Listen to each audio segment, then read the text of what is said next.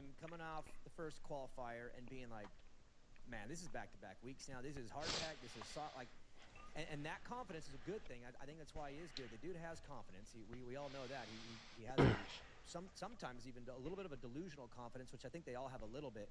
But I could see him going out in that second session and just taking a little bit of that extra focus off, a little bit too confident, too comfortable, a little too trusting, and then got bit by something. And in reality, he's not that experienced in this. That was his 12th Supercross.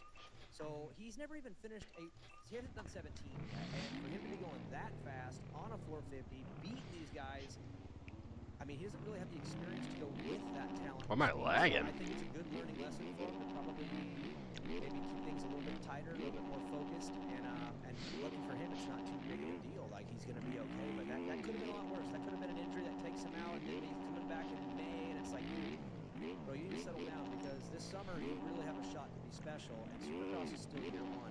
If you're looking at it from a race number. So settle down, Jorge. Yeah, he was fastest in the first qualifier. He was killing the whoops, and then also he was one of only 2 guys to jump onto that table in that first session. Now, obviously, Tomac and Kenny, everybody knew what they were going to end up doing there, but in that first session, sort of when it was really slick and everything, he was one of only 2 guys to do it. That was 8/10 quicker to jump on and jump off home, and he did it, so that gave him the fast time. But just the fact that this MXGP dude is like, I can triple on right away. I don't even need anybody. I don't even need to watch anybody. You know, I'm going to do that first. I'm going to do it like right away. And, like, just something like that. Again, impressive. Well, you combine that with the whoop speed, which is good, with the starting ability, which is good.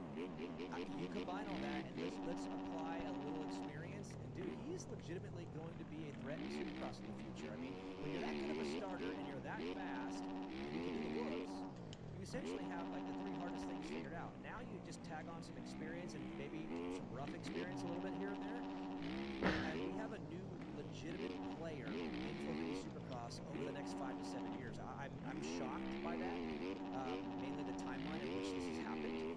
But it's cool to see another name pops out of nowhere that's going to be a legit dude, because he's got every piece of the puzzle except for experience, and he just got a whole load of it.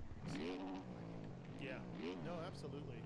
Looking forward to seeing what he can do in Daytona. Another place that I know he's been looking forward to. Other news, Casey Cochran, Rockstar Energy, Husqvarna rider. I heard it was really serious. I heard it was actually a helicopter involved at Baker's factory for him. But then it turns out it's just a collarbone, but I think they've feared some other things. And maybe there are some other things, but as of now, the only word is a collarbone, which should take him out 2 to 3 weeks. But honestly, Casey can't really get a break here. I mean, he has laid down some laps. He's had a pole position outdoors. He's, you know, showed some speed, but he cannot stay healthy right now. His teammate Dax Bennett, another guy that needs to stay healthy, but for now, Cochran's he's serious off to a rough start. Yeah, this one hit me personally today when I saw the news. You know, at Orange Brigade, Casey was on the team when I got there, and got to watch him go from 125 to 250 to Futures winner to Combine winner to a pro. Like, I got to watch that whole thing, and he is such a good kid.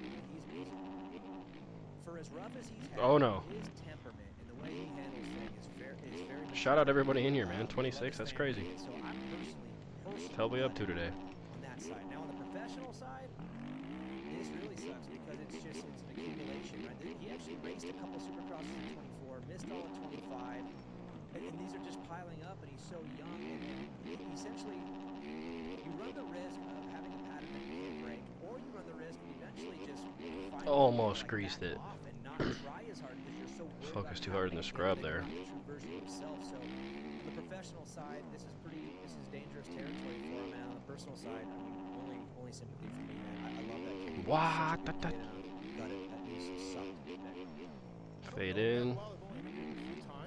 On, off, triple, double.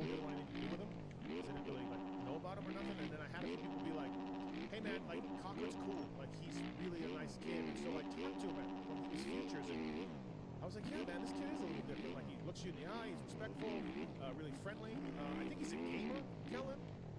Is he a gamer? Kellen, one of yours? Yeah, I mean, a little bit. I feel Oh, okay.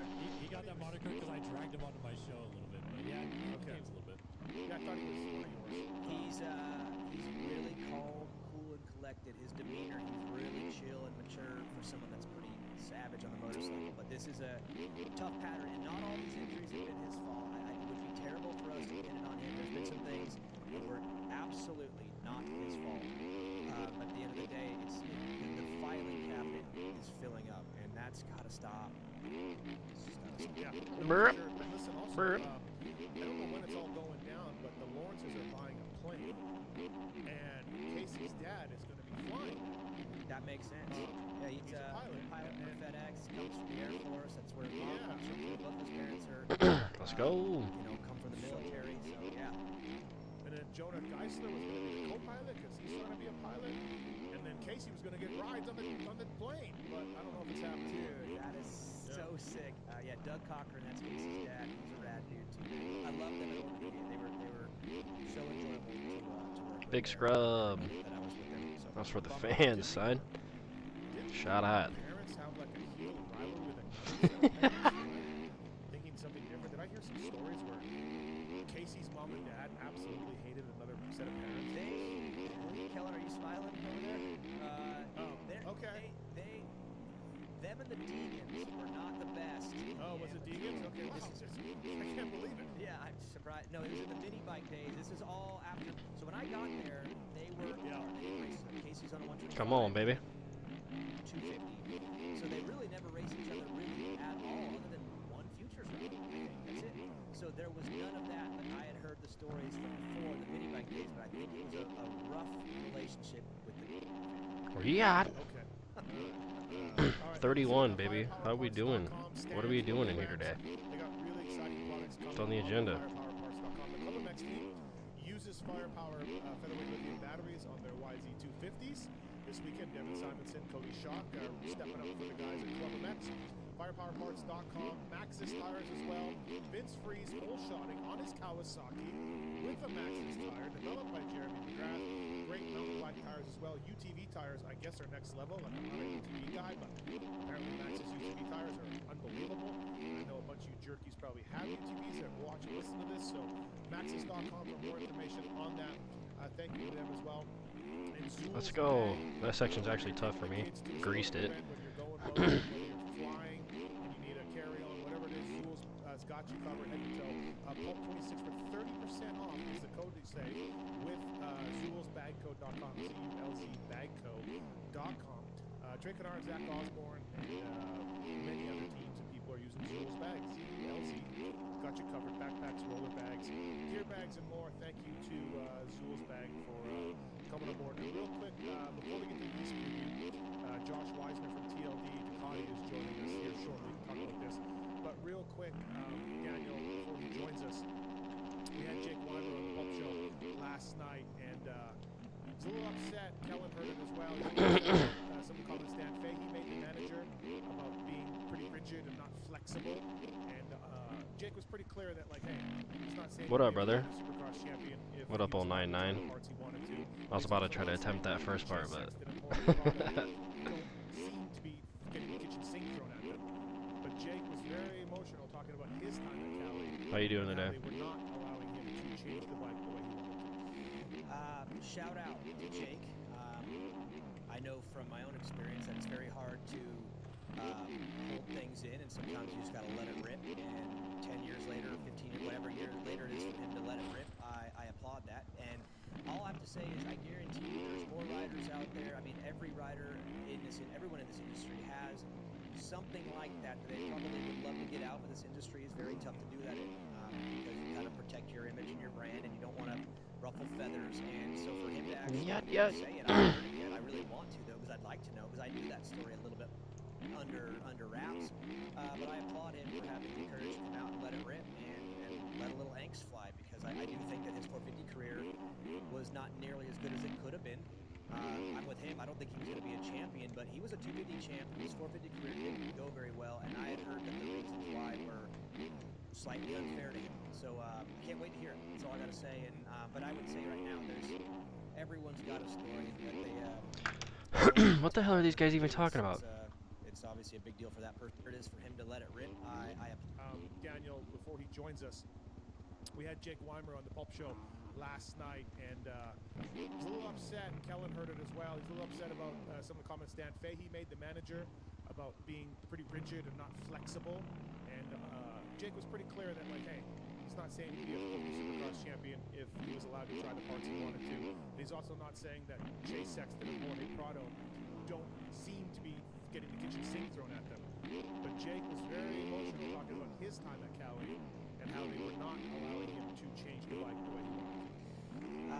Shout out to Jake. I know from my own experience that it's very hard to hold things in, and sometimes you just got to let it rip. And 10 years later, 15 Oh my goodness. him to let it rip, I applaud that. And all I have to say is I guarantee you there's more riders out there. I mean, every rider in this, everyone in this industry has something like that. They probably would love to get out, but this industry is very tough to do that in because you kind of protect your image and your brand, and you don't want to ruffle feathers. And so for him to actually say it, I haven't heard it yet. I really want to know because I'd like to know because I knew that story a little bit under wraps. But I applaud him for having the courage to come out and let it rip and let a little angst fly because I do think that his 450 career was not nearly as good as it could have been. I'm with him. I don't think he was going to be a champion, but he was a 250 champ whose 450 career didn't go very well, and I had heard that the reasons why were slightly unfair to him. So I can't wait to hear it. That's all I got to say. And, but I would say right now, everyone's got a story that they don't want to tell, and when they do, it's obviously a big deal for that person too. And sometimes it's a weight off, and sometimes it sucks. But shout out to him for letting it rip. He called me saying, hey, should I call in on the show? I'm really upset about this. And I said, it's up to you, man. Like, the truth will set you free. If what you're saying is the truth, and you really feel that way, then let it fly, man. Because, like, it doesn't really matter at this point. But, yes, more guys should speak the truth. You know, there was a couple teams that weren't paying people, and I asked these riders to tell the truth on the show, and they wouldn't. So I always feel like, hey, man, the truth will help at all time, you know? Yeah. So I want to hear it, though. I saw it hit Twitter this morning, and, like, a lot of people are like, wow, no way, good on him. And I'm like, all right, I got to take the bait on that and hear the Jake Weimer interview. Can't wait. all right, everybody, we got a guest on the show this week, Troy Lee Designs, Race Tech, Blair Mathis project. We talk a lot about the TLD brand and the TLD Ducati team. And then joining us this week, Scrub. Troy Lee Designs Ducati first-year team, of course. Josh Weisner, what's up, Josh? How are you, man? Very good. How are you guys? I'm good. Thanks for joining us. Okay, so let's just start with this. We're 6 rounds down, brand new bike. Dylan has had some ups. He's had some downs. How's it been going, man? Like, you know, you've been part of this before 2026, and it was a lot of work to get this bike going. But what would you give Dylan and the team for a letter grade to start this brand new venture? The letter grade's tough, but I would say, I mean, the guys' efforts, all of the team's efforts, and Dylan's and Bam's efforts for that matter. I mean, I'd say we're probably a B. Dude said, yo, please tell me the name of this game, bro. I need feel it. like This is Bam called MX Bikes, and dog. Dylan are better than we've shown so far, so we just need to put all the things together in one night. You know, if Dylan's riding good, we got bad starts. If he gets good starts, we're riding bad. So it's just, if we put the whole thing together, it would be where it needs to be. I talked to you in San Diego, and it's been a little slow with parts, getting the new parts, tariffs. Thanks, yeah, no problem. Making new things. You got the GP team, MXGP team, of course, with Landeren and Sewer coming up. I think everybody left this lobby, dog. I ain't seen a person in here for a minute. It's way better now. Okay. Within the last, 3-4 weeks, parts have really started coming in. So, I mean, thanks to Ducati and those guys for getting us everything. But no, like we're on track and starting to get caught up, which is good for the crew. Racing with a lack of parts is difficult. I mean, you have to take a lot more steps. We're rebuilding the engine and putting it straight back in where now we're starting to have an inventory of race engines, so it's coming around good now. Question for you. You're a 2-rider roster, but it's been a 1-rider roster since Anaheim. On the positive, I have to imagine on the parts side that's made things a little less complicated having 2. On the negative, there's no Bam. I miss Bam. I miss all the noise. I want to hear that Ducati purr a little bit. Like, when are we getting him back? And has it been a little bit on the parts side easier having one guy, not having him probably destroying parts? No, the parts for sure. I mean, I hate to say it because obviously we all want Bam there, but it would have been really rough the first few weeks of the season to go with two riders. It was bad enough with one. So in a sense, it was a blessing in disguise. But on the flip side of that, we're only collecting data from one rider. So I think our evolution would be faster if we had two guys to weigh in on changes and testing and all the rest of it. Question for me, Josh. We had Cole Seeley as a co-host on the Pulp Show, and he rode the bike, right? Troy had him ride the bike last summer. I don't know if you were involved yet. Were you around then, or were you still? Yeah. Okay. Yeah. And he's very excited. Cole, great rider, spent a day at Supercross, spent a day outdoors, and as good as everything's been going Supercross, and it really has been. You haven't pushed the bike off, and you've been good starts here and there, all that. He is excited for outdoors because of that Desmo valve train. I rode the bike. I can see what he's talking about. But Cole was like, yeah, I think outdoors, like legitimately, this bike's a weapon. I think is the exact words that Seeley used. So can you vouch for that? Yeah, I think so. I'm excited with the development our engine guy Ryan Cox has done. The power. I mean, when Cole rode it, that was a bone stock bike too. So where we're at now, we're going to Sandbox in Daytona before Daytona, which is typically teams do a Daytona test, but we're actually gonna do a few days of outdoors because we don't have a setting.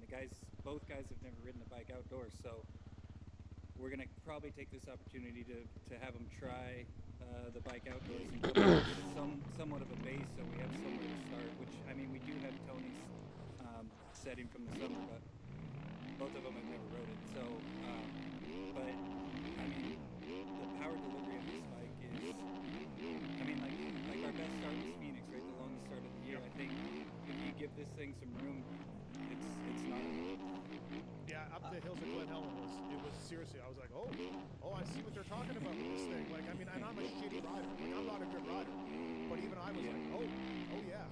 We had one of those bikes out here at Club recently, a customer, just a vet rider who brought it out, and they were talking about just the chassis and some of the similarities to the other brand. Like, it feels like it does this here, and it feels like it does that there. And that was, of course, on motocross, but on supercross, my question is, how far along are you in the data to where you're like going in a direction? Because I know that when you test in the beginning, you're kind of going in a couple different directions to kind of feel what the edges are, where the range may be. Are you guys at the point now where you're like heading in a solid direction one way, or are you still in those early stages where I guess the range is more wide when it comes to settings and experimentation? I feel like we're just now starting to get that like positive direction. We've been going back and forth in the beginning of the season on theories and ideas, and I do feel like now we've kind of narrowed in on it and we're heading in that direction. I think our problem right now is like we're just like on a knife edge. It's like one adjustment we fall off either side. So right now it's just trying to widen that window. So we work better in wherever we take the bike. It doesn't matter the soil condition. We just need to open our window a little bit. Right now it's a little bit narrow. So I think we're heading on the right track now. Josh, for you personally, you did 1 year at Gas when it was TLD, and now this Troy Designs Ducati is sort of its own venture. Under KTM's thumb, let's say, restricted, or maybe not even restricted, but what's the difference from your TLD Gas time to TLD Ducati? Freedom, schedules, Troy's involvement, like just give us some things that are different for you. I mean, it's a fair bit different over there. The bike was already so far along in its development, and I mean, it's basically like here's the race bike, build it, and you can play around with suspension. But I mean, this reminds me of the Geico days more than anything. This is like free reign. I mean, obviously we keep Ducati in the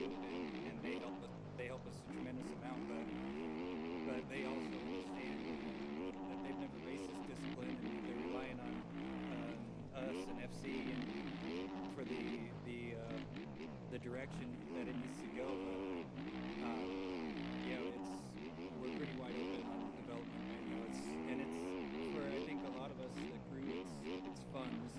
This is the kind that we like to be doing. We don't want to just open the box and here's a race bike. We want to be involved. We want to know the vendors, know each part, know what it's made out of, know the processes, know why we needed it in the first place. So it's been really fun. And it's a challenge. It's frustrating. Shit, son. The hell did that come from? It's for sure worth it. Ziggy's been a big part of the program. Rick Zielfelder from FC, your old boss. He's been teamed up with Ducati for a while. When I went to Disnations, Tony Caroli and Schubert were telling me about Ziggy's settings and Ziggy's links and Ziggy this and Ziggy that.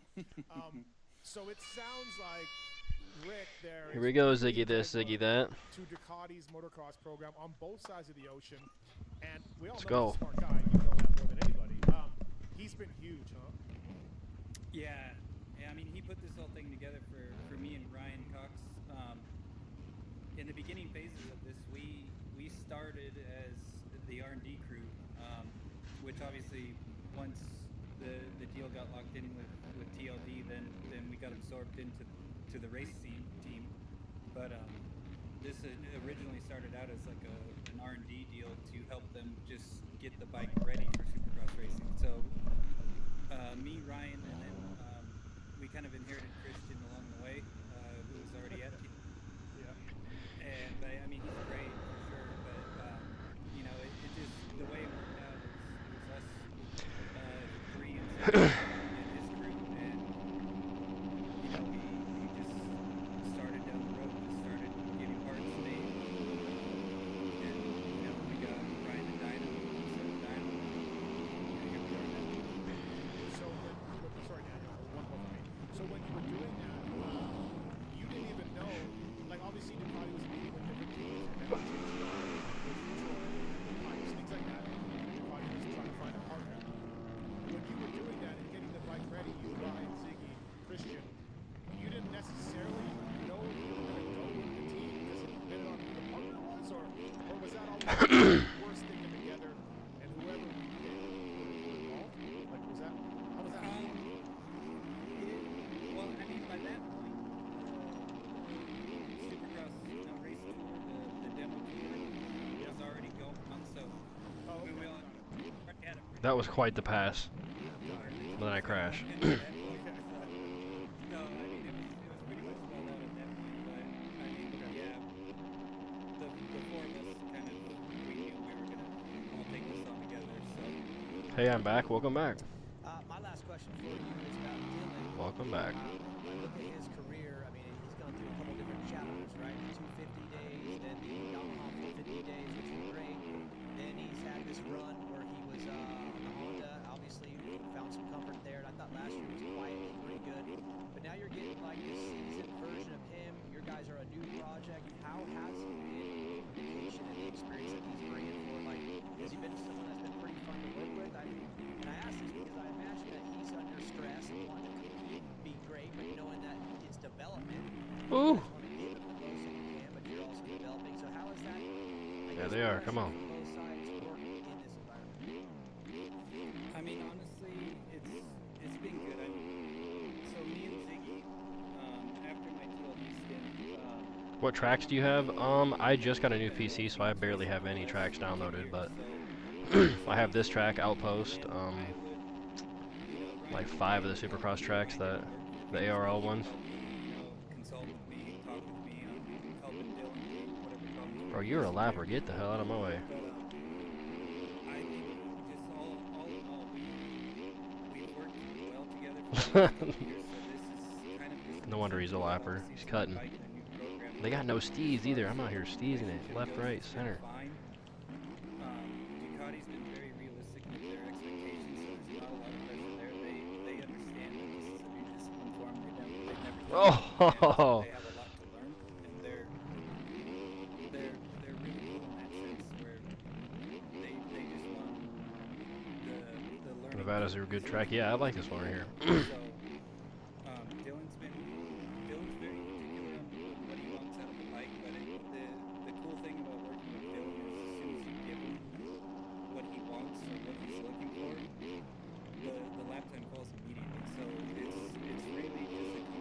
Excuse me, turd, nugget. Sometimes it takes us quite a few tries to get it. There is a bit of a language barrier. Even though he's been here for years, but it's like Look the way back. he explains things sometimes. Him with the Deegs, look back. Rev bomb. But Lappers, yeah, dude. once we narrowed it into that. Dang, you need to train me. You're fast as fuck. Thank you, bro. I haven't been playing this game for a long time. Yeah, I think Or hop in a lobby sometime. Just gotta download the track I got. I'll watch it. I'll give you some pointers. Ain't gatekeeping nothing. The two riders have been on it. Unfortunately, we lost one of them early, but that should be coming around soon, hopefully. Ooh, him with the Steezer, 5,000. I'm hearing rumors. Come on. I can't confirm for tonight, but I've heard. What's your name on bike on this game? Oh, this lapper's chasing me down. Let's go then. I'll battle you. Yeah, oh boy, that's Ain't scared of no battle. awesome, man. Well, hey, listen, good job over there. The bike looks sick, man. The bike looks really good. Obviously, I might be able to quad that all of your look. if I get on the beans good enough. And, it's cool to have you guys in the sport. It's cool to have Triumph, Ducati in the sport. I'll join you for streaming later. Right on, yeah. So, thank you for I'll definitely try to get a stream later. Thank you guys. Thanks to Josh Weisner for joining us. Trolley Designs. Ooh, I thought I was looping out there. I mean that. It's really good to have them in the sport, man. Second. Wonder where first is at. I'll get on this bike, but it's a brand new bike, and we'll wait and see. But to me, Dylan is kind of the same as Phoenix Honda, which is not a bad thing. It's a brand new bike. Yeah, he loves. Oh, man. last year, but he also loves this frame of all time. That's a sweet jump, though, if you can get it. He's quiet, but I think Josh was right. Between the rider and the bike, the results probably don't match how good he's actually riding. Think I can get this big jump? Hold on, see if I can get it. Oh, wow, rode it out. That's crazy. And shout out to Bob, dude. ASV. On the Ducati, Steve. ASV's proud to announce that Whoops. the TLB Red Bull Ducati factory racing with Justin Marcia and Dylan. You guys my question about Bam? I miss Bam, dude. I need a little noise out there. I need to hear the limiter on this. But yeah, they're running the ASV levers and they got the parts on their Ducati Desmos. Got him on the inside, cuzzo. What that? Show him that thing.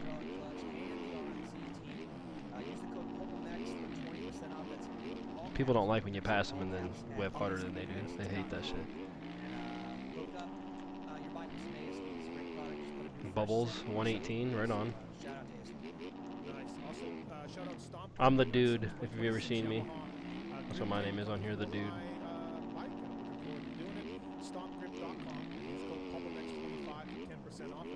And manufactured in Huntington Beach, California for a long time now. And these are 3D grip tape, help reduce arm pump, improve body positioning, protect your plastics and frame. Specifically designed for each bike or they offer some universal ones that you can cut. This lapper has been hanging on. Yeah. Stompgrip.com, use the code and save. Namira as well, since 2001, Namira has been supporting riders with engine components for motocross, ATV, and UTV, and personal watercraft. Full engine rebuild, performance upgrades. Namira offers precision engineered pistons, rods, gaskets, valves, and now cylinders and 8-cylinder kits. Tested to handle riding world conditions. Get them from your authorized partner out there, Namira.com, for more information on that. We have fantasy coming up here as well, fantasy results. And, if you want to deal at Lobby Designs, email us using the contact form on home. Tell them that Josh sent you, get you a deal on that. And racetech.com as well. Tell them to listen to this show with Paul. You can deal on suspension oil change. Whoa. Work they do over there. Rob at Racetech, so he's a wizard. He's a goddamn wizard. He'll dial your bike in. See, However you want, make it right there. wouldn't So, want to be, let's talk about Racetech a little bit. You did a good job. Okay, so moving on. 250 East Premium. Oh, he hit the deck because he couldn't hit my switch line. I knew he'd be following me too. Source, a mutual friend of all three of ours, said he asked that Will Hahn guy if any of the amateurs are moving up, and he's told no. No one's moving up. Nope. And then we saw a press release. There we go. That's probably the line. To the east. So was Will lying? Was Will not informed? Was this a last minute decision? Is Will a bastard? Where do we stand on this? I can't take shots at Will. I'm a Will fan. I'm a Will fan too. Yeah. Knowing the way that program runs, I really like this track. I haven't raced it much. It's got good flow if you're flying on it. It is. I will say right now, I want to go on the record and say that I do believe, and I actually went on the record on this show. You asked me like a year ago, Kellen. What's the lobby name? Oh man, I don't even know. There was like 12 people, 12, 13 people on Outpost, Nevada. I'm not even gonna lie to you, my resolution is a little bit fucked up on my computer. I don't know how to fix it because I'm not a computer guy. And I really haven't even looked much into it because it looks alright when I'm playing MX Bikes, but it cuts off like the first 3 letters of the lobby names.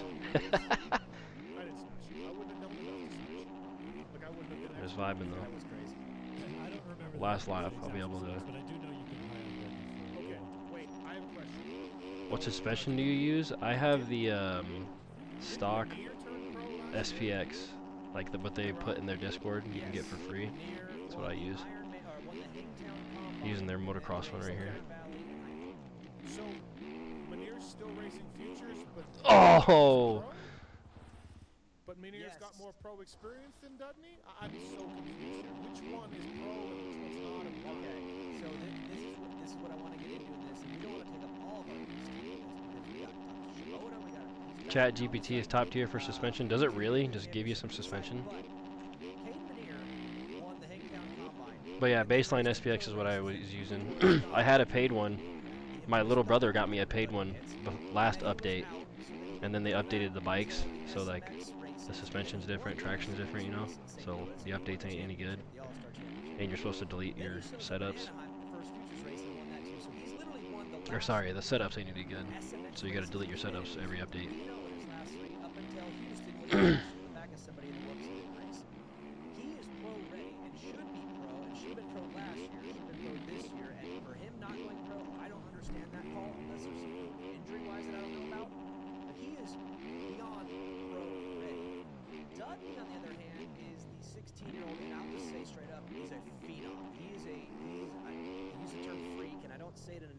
P2 by 4 seconds. That's it. Yep. I think he's going to be a multi-time indoor and outdoor champion. But I'm also on the side that some are right now, which is like, whoa, he's young. He is 16 years old. He's a little less experienced. Probably a safer bet to maybe save for the outdoors. WNBR this weekend. What series is that? What are they racing? And what track? I do my MXB races a lot.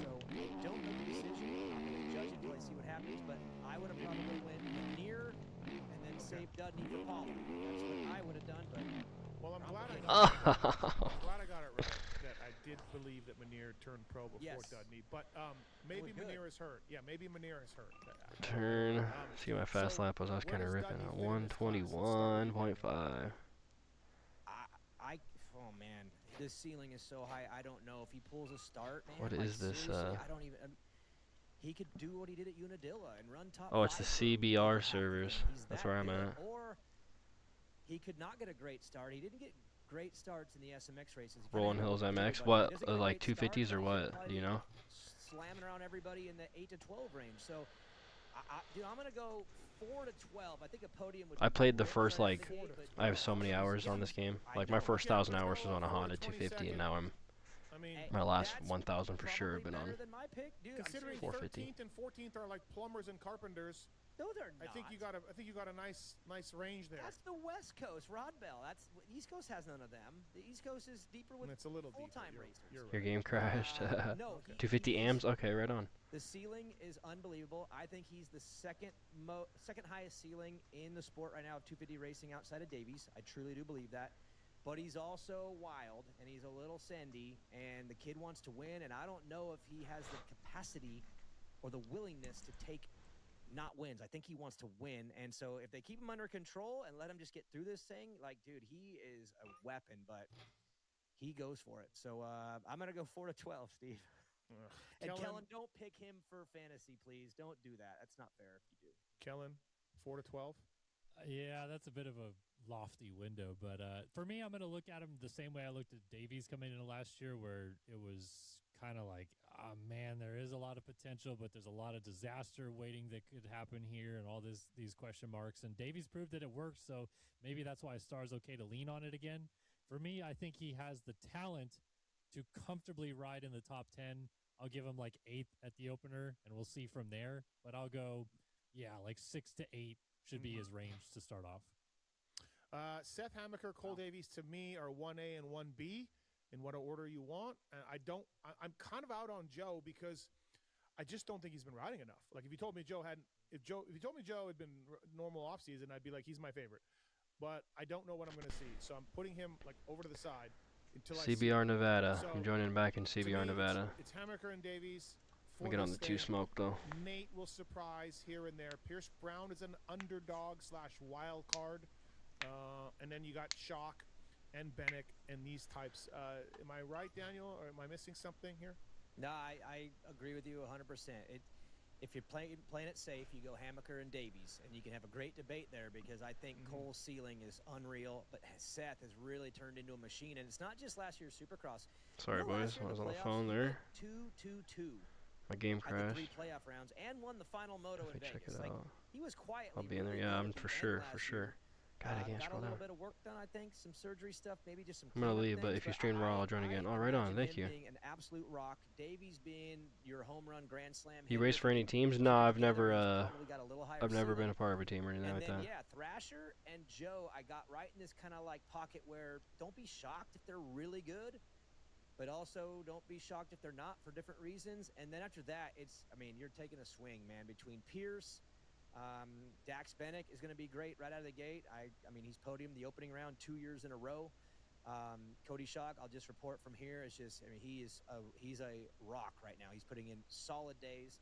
And then the last one would be Jalik Swoll because Jalik's a great starter. He hasn't really done it in Supercross. He's only had one podium in his career. It was in 2021. Churning just a tiny little bit. But he's a great starter, and starters get up front and things happen. So I actually love the East, man. I am race for VRC. Nice, dude. I can't wait. There's less Your team's looking for riders? I feel like I knew who Mosman was, who McAdoo was. Yeah, the West was a little weird here and there, but I kind of understood. Friends is looking for riders, dude. Turn up. Is like a bomb ready to go off, man. I can't wait. Vertex Racing. Wouldn't it be wild if Bennick got on the podium for the season opener, 3rd year in a row? My little brother was on a team for a minute, but it would I think they disbanded. He said. Up at round 1. I think he's the type that Let me look really at my puts his MXP real work quick. in. He kind of tightens it all up. They go at the first round, and boom, it all works. And he's had a problem with it kind of slowly unraveling from there. So I wouldn't be surprised if he's on the podium. The bigger test for me with him is what happens after, because the East is doing 9 rounds in 10 weeks. They have the 1 week off, but there's no break really. So they're in for a kind of a rough haul here, and a couple showdowns in there, a couple triple crowns. So for Dax, I'm more like, let's see how it goes after round 3, but I wouldn't be shocked at all if he comes out and is on the podium, or maybe even wins. The openers are always crazy. So yeah, my wild card is Brown because we saw him in Indiana, it didn't go well. But it's called DDR. Season from that Turn up. back injury that he had from the opener last year. Yep. So he's been on the bike for a long time, and he's got that team and that bike. So what's DDR mean? The competition week in and week out that they have. Because now that I know what VCR means or whatever. So Brown is my wild card to get on the box this weekend. I just don't know. Him and Schmoder, I have a lot of question marks. But if they're both of them on the box with Davies or with Hammaker, I'd be like, yep, I get it, you know. But I do think this East is really deep. Also, MX6 guys are coming out with Marshall Welton and Henry Miller. Looking forward to that. They got the Russian kid, your buddy the Russian. And then also, let's not forget Guillaume. Valentin Guillaume for the Gizmo team, wearing his jorts. I hope it's warm enough to wear he can rock his jorts, but love that guy. Luke Clout, PRMX, absolutely. Yep, you got Gavin Towers, Colin Park. Dirt Dominion Racing, right on. Yeah, we don't talk about Colin Park enough. Hey, we had it. Well, actually, I can't even get. Oh, that's what I was gonna do. Because you're biased. Let's talk to the fraud. Fraud. Cody Shock, Colin Park was a good discussion I do last got night on one. the Pulp Show with me and my friend Lewis. I said Shock's better. I'm on 2 smoke now, boys. And team are also better. He also is 50 pounds lighter than Colin Park. So there is that. But it's kind of close. Yeah, I think it's closer than the results would give you, Right. or lead you to believe, or whatever. But I do still give the nod to Shock. I mean, Shock's always had just a little bit of talent. He's never really fully unlocked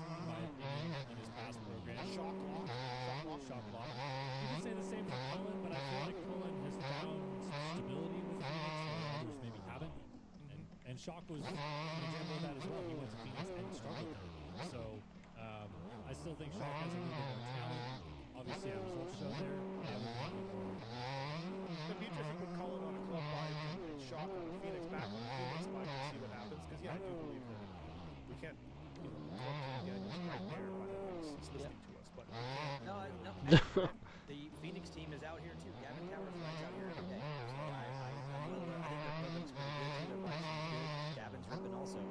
I will say, and I hate to overhype my own guys. I try to usually keep it low key, but no, you do not. Kellen. Granger knows that if you're a maintenance supervisor at a manufacturing facility, Oh. your machinery isn't working right. You need to understand what's wrong as soon as possible. So when a conveyor motor falters, Checking out the server. Oh, turn out, dude. diagnostic tools like calibration Dude. kits and multimeters to help you identify and fix the problem. With Granger, That guy going you can be backwards. confident you have everything you need to keep your facility running smoothly. Call 1-800-GRANGER, click Granger.com, or just stop by. Granger, for the ones who get it done. Oh, smoke me. Kellen. Not with this guy. The real team is low key. Gotta go. Oh, right on, bro. I appreciate you. Have a good day, man. I try. Thanks for stopping by. Maybe it's an average thing, but I try not to hype up them. It's fine. We love you. You're a great friend. Dead silence is gonna make you go. Just say, no, but here's what I will say. As a Cody got second last year in Arlington. So the state where he got second last year. Oh. And that wasn't, again, I think Cole's awesome too. I'm actually a big fan, and he was in consideration for a ride there last year too. Big fan of his, but Cody won a heat.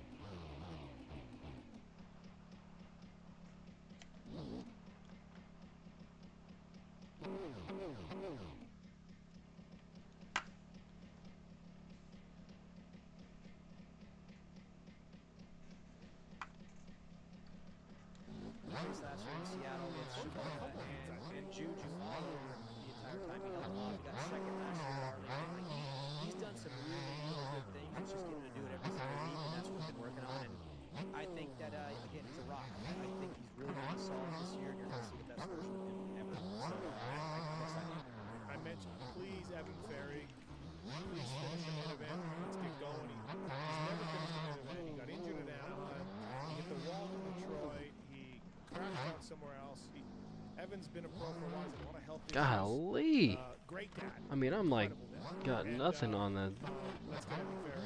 Some, 10 to 15 in the main event. I'm really happy for Phoenix guys as well. So I'm pulling for on that end of things. who's your title pick? Hamilton or Davis?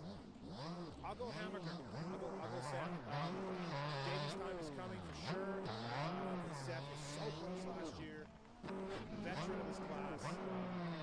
He had pretty good shoulder and labrum surgery repair, by the way. You mentioned cleanup. It was a bigger deal than a cleanup, but he's been healthy for a long time down there at the dog pound. I'll go Seth. I want to say like 55-45. Plow right through that, dude. Davies can easily win this thing. It's just, if you ask me to pick one again, I don't want to be a waffle. So I'll go Seth. Yeah, I think it's a little awful for me, but I'll go Davies 55-45. Probably a little bit of a personal attachment on that one, but I will also throw this in there just so that you and I, because I think you mentioned it, I'm going to say it again, that way we look smart, but I do think Nate Thrasher's going to be good this year. He rides the He's like pretty good though, because I just have him on a race or two and then getting some 10s and 8s because he crashes. No, I think you're going to see less of that. I actually think you're going to see the best version of him. The year when he was on the East, Nate was maybe 5 weeks in, they really went at it hard. I think you're going to get probably a closer version of that. He's won 6 races. So the guy knows how to win. It's eliminated those bad ones. Let's go. Two smoking them. It's just quiet over there with him, and I think that's actually good. So I think he's going to be in this more than he's out of it this year. And he would be kind of my wild card 5 rounds in going, dang, like Thrasher is legit, son. it's not as hot and cold as the past. So I think more hot and Time to play the game. Okay, what's your title pick? Unless the server just fucking shut down. 55-45. Okay, all right. And I'm with Kellen? you on Joe. If Joe is healthy, to me, he's not the number 1. It's 1A, B, and C. I don't think he's better than Seth or Cole, but I think he's equal. But with what's happening and him coming in kind of like late, might take him a minute. And if it takes him a minute, then I think he's winning by the end. But I don't think he's in the title fight. I think he's probably a distant 3rd or 4th, maybe to the end, probably pretty Yeah. close. If Shimoda can come out with limited time, get a top 5 this weekend or on the box, again next weekend, now I'll start taking it a little bit because he'll get better as the weeks go on. But I don't know if he'll be that. The fraud. There's 3 rounds, Steve, then a break, then 6 straight. If he gets through the first 3, which are all East, and it's in the top 5, maybe about, I'm with you. I'll probably change my feelings during the break, but I need to see 3 decent rounds before I really buy in because this seems rushed. Fraud. I need your title pick and a sleeper. My title pick is Hamburger, and it's not as close as I feel like Okay. Davies' talent or anything like that, and he absolutely has the ability to make me work. But I think Hamburger has learned the hard way how to lose a lot in this one. Davies hasn't really had that shot across the mouth yet, and I think when he gets in a title fight and starts struggling with the back race, it's going to affect him a lot more than Seth. I think Seth will just lose that experience too. In my opinion, Kind of run away with it. my sleeper pick is Drew Adams, to be honest. Like, he's super flying under the radar all the time. And he's slowly gotten better and better. I feel like he's going to hate to hear this, but he had Davies and those guys covered the 1 year in SMX and then crashed at the very end. So I think that potential is still in there. It's going to work for him. I don't know that it's going to amount to wins or anything crazy like that. But sleeper for getting in the box, a little bit more consistent than we think. I think that's possible. Yeah, I like Drew Adams.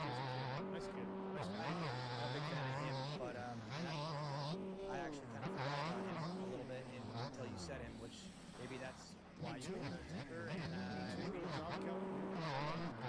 good point on Hamilton and Davies. I don't disagree with what you said. I just think Davies is ceiling is super good. I think he's the baddest one coming, and if it all comes together, then we might be able to put it away. But it's gonna be good. I can't wait. I mean, this is what's cool. Is that it's a little all over the place. I feel like I need that to be racing. This was too.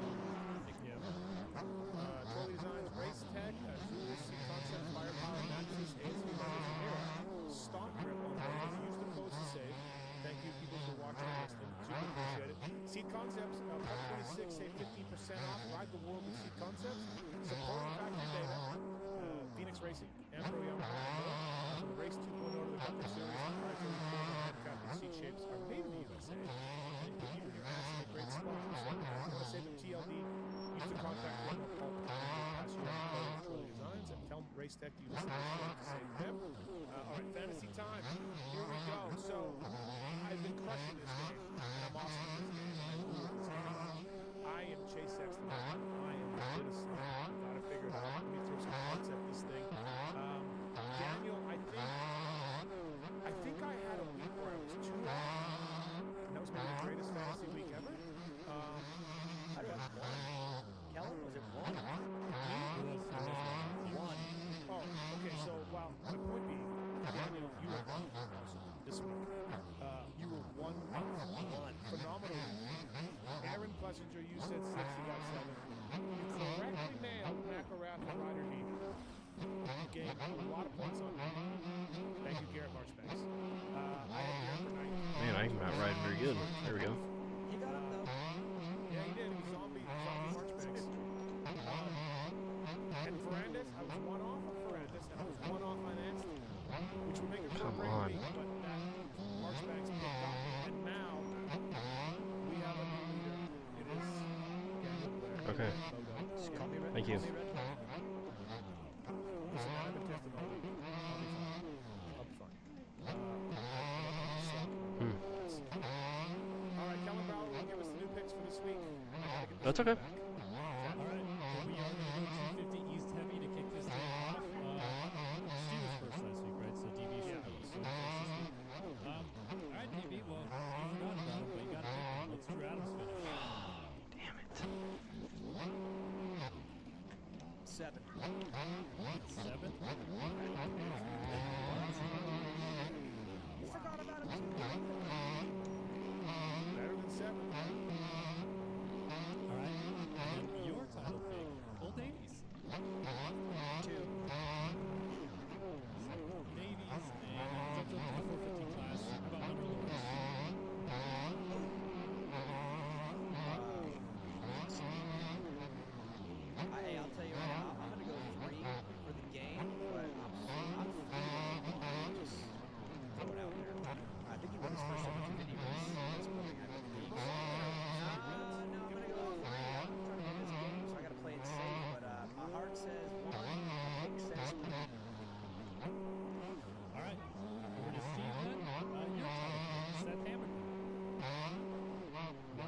Where? Where?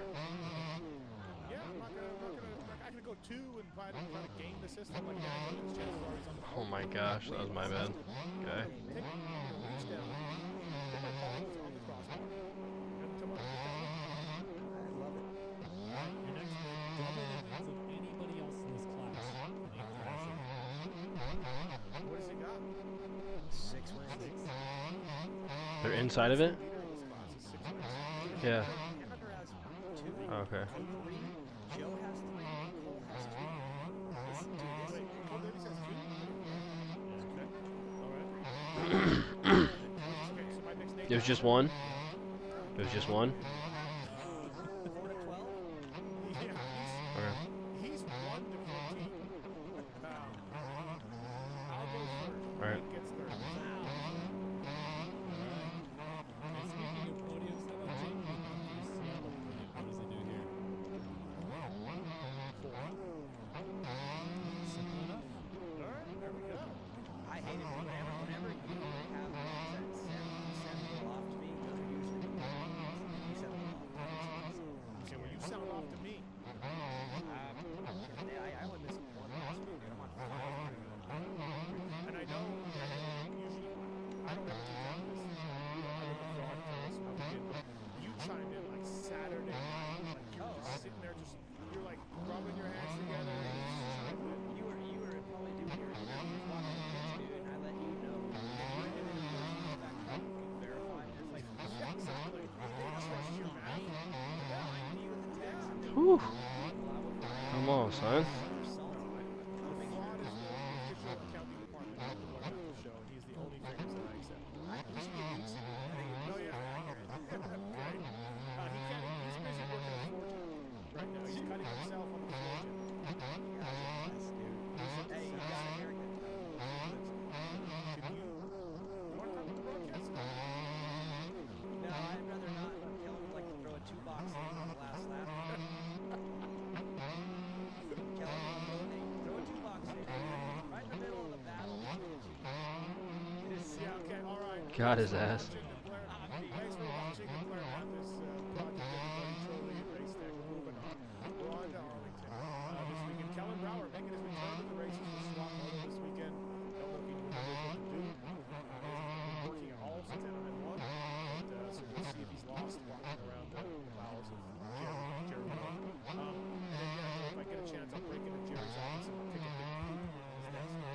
Please do it. It'd be worth going to jail for me. I would really appreciate it. I'll bail you out. Actually, I can't say that. They've been making some really good off-season moves. It's been very un-Jerry-like over there for a while. So they've got me 1 toe back and making non-Jerry moves. We got 5 coaches. We got 5 coaches on the board. 5 coaches currently and some GMs. We'll get it right this time. And I love how the quarterback and the coach of the Seahawks leave to the Raiders, and then the Seahawks make the Super Bowl. Raiders. It's great. I mentioned Josh Wiseman from TLC Body for joining us. Great interview. Thank you for that. We'll probably try to get some more from that team on here during the year. Bama. It's a good time. Down he goes. That's Daniel Blair. I'm Steve. Can't stand the pace of the 250. For a century, Bosch has engineered and tested wiper blades with advanced rubber formulations that deliver clarity, reliability, and long-lasting performance. Innovation recognizes innovation. Oh yeah. Drive with technology designed for the road ahead. The future is clear with Bosch wiper blades.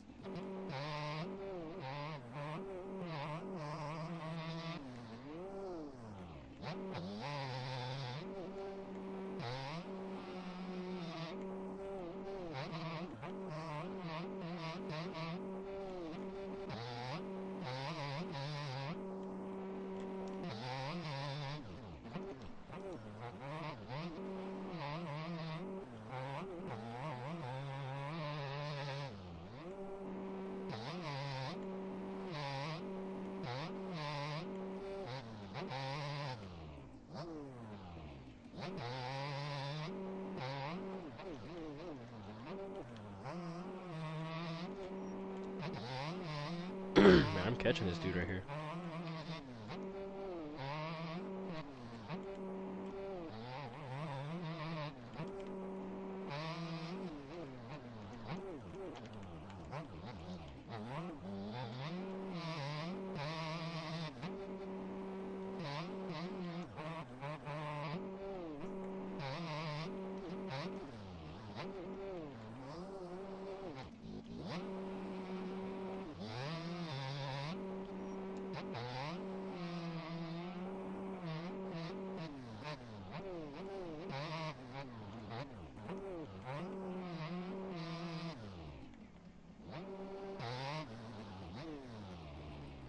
That was P1. That's crazy.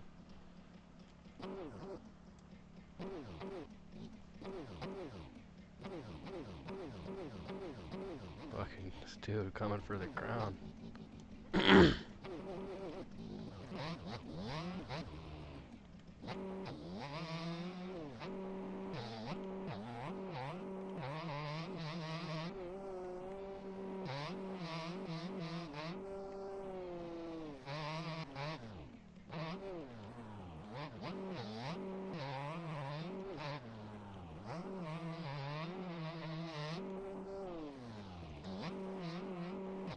Oh,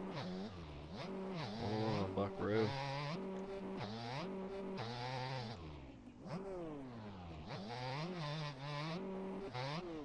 Hold on to it.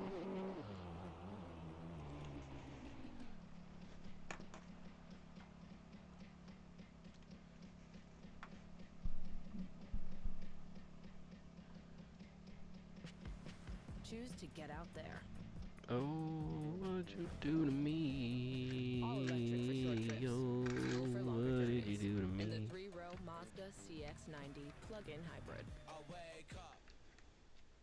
With meal deals with McValue, the choice is yours, and the choice is always more. Jake, we were talking the other day, and actually, my friend Lewis here, another controversy that he started here. It's always Lewis, always follows around, no problem, just causing issues, left to right and center. Cool, man. So, Jake, we've had you on the show before, and obviously, Prado last summer with Kawasaki, Chase right now through 6 rounds. He does have a win, but there's been some adaptation issues for Prado. There's been some adaptation issues for Chase. I've taken the side, especially with Prado, of being like, hey, man, the bike's pretty good, and they're trying to do everything they can to fix it. But yourself and RV over the years has talked about their time at Kawasaki over the years. And then Lewis, we do an Anaheim conference, Anaheim team manager press conference, and Dan Fahey, the team manager, gets asked by Lewis this. We pulled the audio. Let's listen to it. In the 2010s, I feel like there was a lot of talk about Cowie being very rigid when it came to bike changes and whatnot. Yep. That's clearly not been the case in the last couple of years. So do you feel like the program's become more flexible, lenient?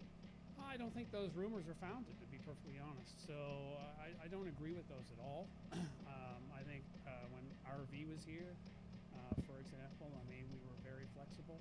We did what we needed to do to get him comfortable. And I think we're doing that today. So I don't think it's any different. All right, so that's Dan's answer to Lewis's very aggressive question. And Jake, you're a little bummed. Let's say you're a little bummed. Yeah. How much time we got? We got a long we got all night. I'll sit back. Yeah. I mean, I'll try and make it short. I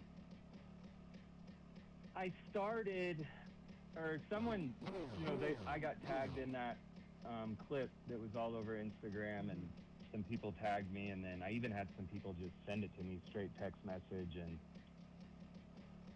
that's how I first saw it. Someone texted it to me, and I don't know how to say it. I was fuming. Like, it really, really bothered me. And I've always been, like, really proud and happy that throughout my whole career, all the choices I made and everything and my effort and all of those things combined, I've never lost a minute of sleep. And I've always bragged about this. I've never lost a minute of sleep from anything that did or did not happen throughout my career. And that clip changed that. I when I saw it. I went to bed. I woke up the next morning at 6 o'clock and couldn't go back to sleep. It popped back in my head. And I, talked to a couple people about it, just like, dude, I can't believe this. Like, it bugged me. And I wrestled with whether I should, because immediately I'm like, oh, no, nope, like, no way.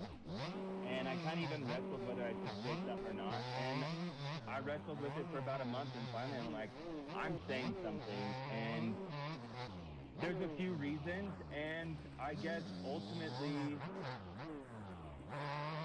he lied. He could have said a lot of different things. But what he chose to say is a lie. And I don't think that's cool. It very, very much affected my career. I wasn't able to try a lot of stuff. There wasn't a lot of stuff available. They kind of had a package, and I'm not giving you a scenario. I'm telling you what I was told. This is how our motorcycle works. You need to learn how to ride it. That would prove to be, not possible for me. I was able to find a little bit of success through a lot of really, really hard work on my end. And I think ultimately in this whole situation and what he said, specifically Dan Fahey, and I want to be very clear that my gripe is not with Kawasaki. My gripe is with Dan. And I thought Dan was a friend of mine. I've spoke very highly of Dan for years. I have filmed several parts with different media companies, if you will, or things that people wanted to put out, documentary type stuff. And I've made people and saw the final cut, and I've made people go back and re-edit it and redo it because I'm like, I felt the nerve in the moment to really kind of open the can and let my truth out.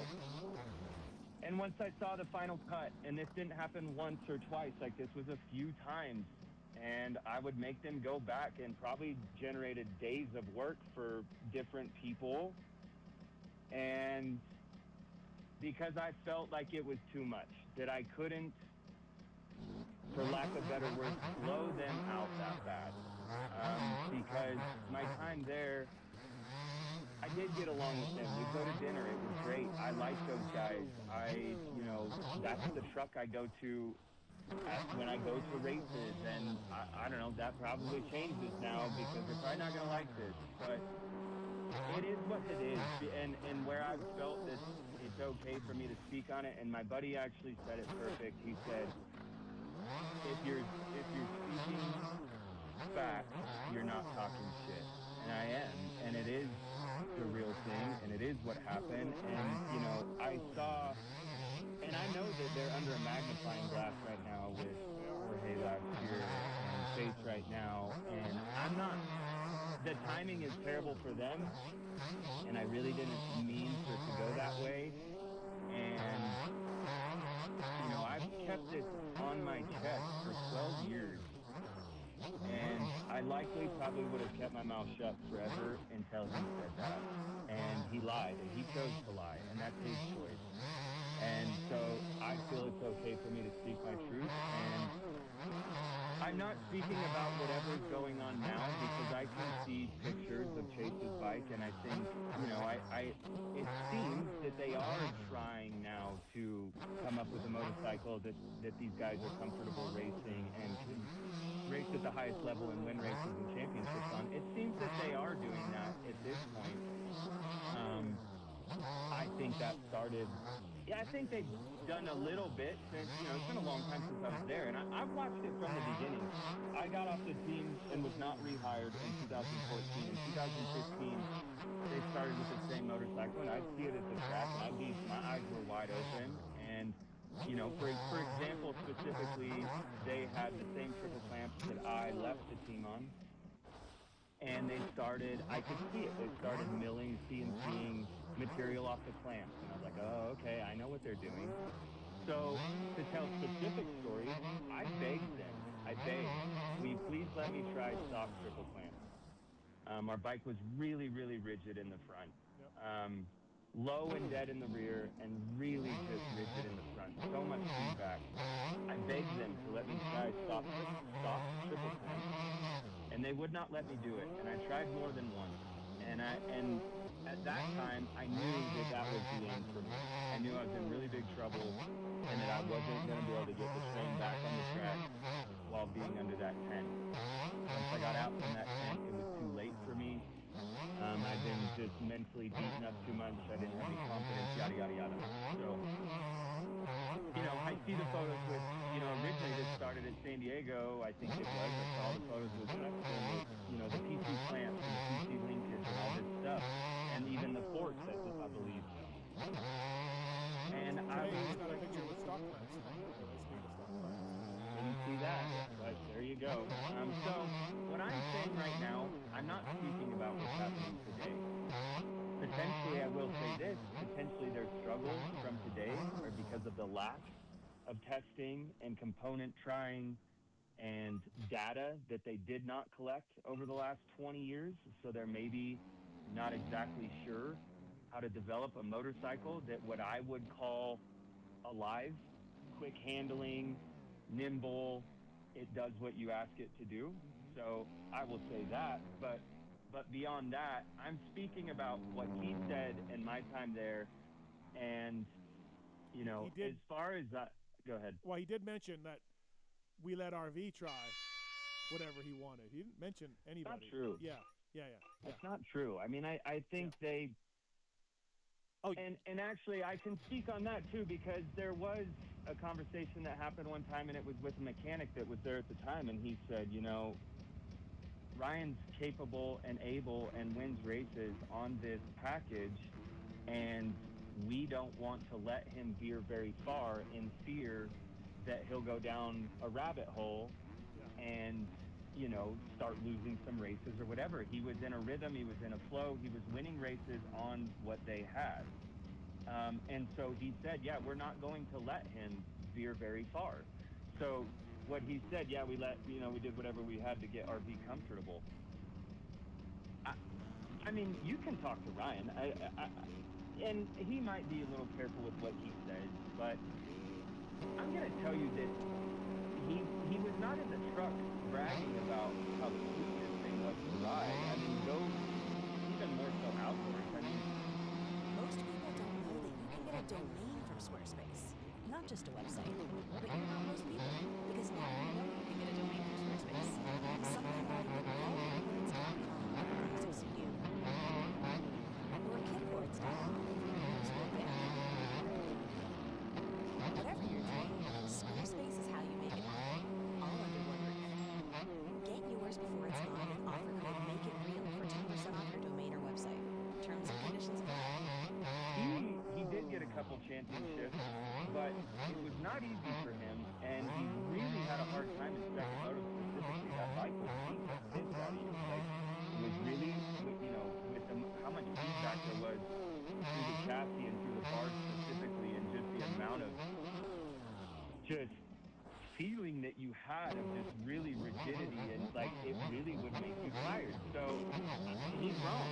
I don't know what to say other than he's wrong. Like, and it's not just me. I mean, go ask Davey how he likes the bike. Ask Will how he likes the bike. I haven't talked to Will about it specifically, or even Davey for that matter, really. But that ended poorly. But ask Brett Metcalf when he filled in how he liked it. Ask Chad Reed how he liked it. It's not just me. And I'm not going to sit here and tell you, have they worked with me and been able to get me comfortable, that I would have gone on to be a 450 champion. I'm not telling you that. But do I think that I could have turned 7th and 8th into 5th and 6th, and turned 5th and 6th into 3rd and 4th? Yeah, I do. Yes, I do. Do I think that I could have turned a 2nd and 3rd into maybe a win here or there? Maybe. I mean, that's all debatable, and everybody can hash that out and whatever. That's fine. I'm fine with that. But the facts are, no, he didn't do that. He didn't he didn't do everything he could for me. They didn't, and it really had a big impact on my career. It was the beginning of the end for me. I was struggling with the motorcycle. What he did do, and I won't skip over this, I will give him a little bit of credit. We were struggling in 2011, and RV was trying to wrap up this 450 title, and he couldn't win a second moto. He was too tired. And they had a new 2012 frame coming down the line, and he got it homologated, and he got us on the 2012, which was an improvement, and it was enough to help RV get the job done. I don't recall if my results changed at all or not. I don't know. I don't really remember. But, you know, I will give him that credit. I think he had a hand in that, and I think he helped. And the only other thing I can really think of is that, you know, my contract was up at the end of 2012. I had a good year. I had some other options, and they knew that I didn't like the motorcycle. They wanted to keep me. I liked them. I got along with them. And they had given me this whole plan on how they were going to help get me comfortable. We were going to do a suspension test between Showa KYB. We did that. We did make a switch, but it ultimately didn't change anything really, because we had a chassis problem. We didn't have a component problem. We chose to go another route. We had meetings about this. I talked to RV about it. We chose to make the move because we felt like RV and we felt like we need to do something. And when we did the test, we were at least we All could right. see the effort I and have the to bounce, want but that I there will be was on later. for the other suspension manufacturer to they wanted to do it, and they tried really hard, and we did a couple days of testing, and ultimately we made that decision. I don't know that it really made too big of a difference because, like I said, we had a chassis problem, and so. But I will give him credit there. He helped get a frame homologated, and we had a suspension component test with the two different companies at the time. But other than that, no. I mean, I really much voiced my opinion. I think in hindsight, I probably was too nice about it. I probably should have been a lot more stern. But he did.